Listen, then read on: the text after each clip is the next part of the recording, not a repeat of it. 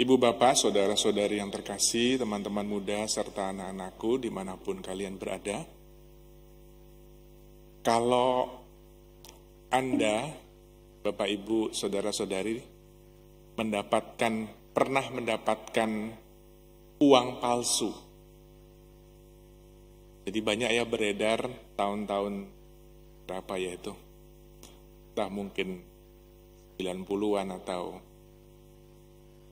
2000-an, dan mungkin sampai sekarang mungkin ada oknum-oknum tertentu yang menerbitkan uang-uang palsu. Dan secara acak mungkin kita pernah menerima uang palsu itu. Atau sebelum pandemi biasanya kalau kita berbelanja atau pergi ke pasar tradisional biasanya masih transaksinya menggunakan uang cash begitu ya. Lalu entah sebagai penjual, entah sebagai pembeli, terkadang kita bisa mendapatkan uang palsu. Kalau sekarang mungkin cashless ya, jadi segalanya sudah nggak pakai uang cash. Atau kadang kita kalau punya uang palsu, lalu kita punya inisiatif buru-buru, sesegera mungkin entah bagaimana caranya harus membelanjakan uang palsu itu, lalu kita mendapatkan barangnya, setelah itu kita merasa bebas. Atau juga mungkin sebaliknya sebagai penjual menerima uang palsu itu, hati kita terkadang kecewa, sedih, karena uangnya ternyata ketahuan itu palsu dan tidak bisa digunakan. Itu baru uang. Atau mungkin barang-barang tertentu kita mendapatkan barang-barang yang dalam arti tertentu kita butuh yang original tetapi kita mendapatkan yang palsu. Atau bahasa kerennya barangnya KW gitu ya. Ya kalau kita memang pencinta barang-barang KW ya nggak apa-apa. Tapi kalau misalnya kita sudah dengan segala upaya mencari sesuatu yang asli, original, tetapi kita mendapatkannya yang palsu, bisa dibayangkan ya bagaimana hati ini kecewa. Itu baru uang, baru barang. Sekarang kalau kita berjumpa dengan hati kita yang palsu bagaimana? Hati kita yang palsu di hadapan Tuhan. Sekarang mungkin bukan hanya kita antar manusia.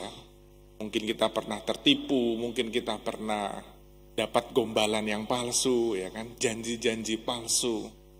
Tapi membayangkan Tuhan sendiri dengan ciptaannya begitu rupa, lalu punya hati yang palsu. Coba sekarang saya ingin mengajak Bapak Ibu Saudara-saudari membayangkan ya. Tuhan Yesus berjumpa dengan kita umatnya manusia, mendapati kita sebagai manusia dengan hati yang palsu. Mungkin Tuhan Yesus pernah berkata, mungkin ya, jangan pernah ada dusta di antara kita.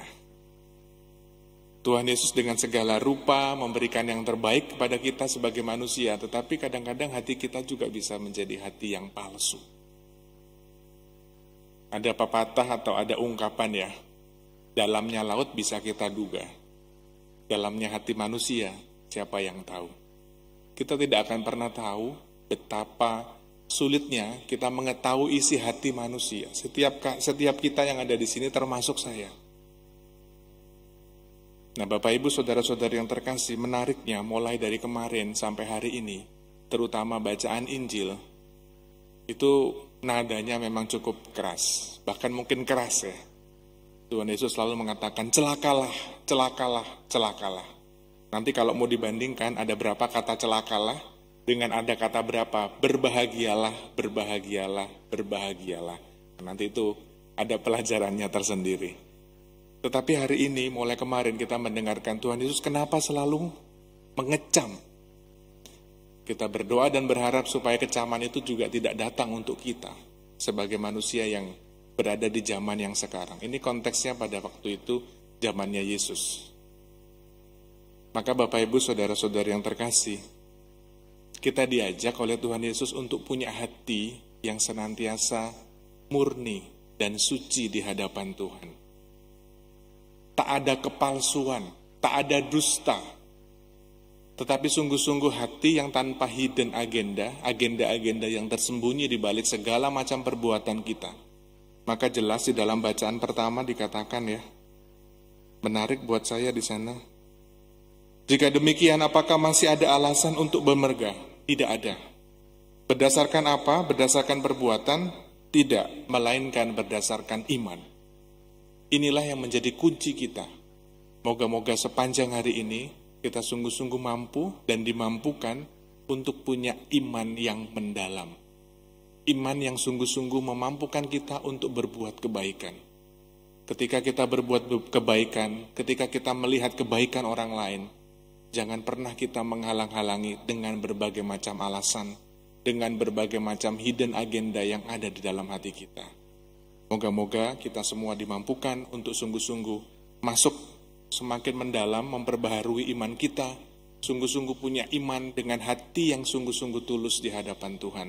Bukan hati yang berdusta, bukan hati yang palsu.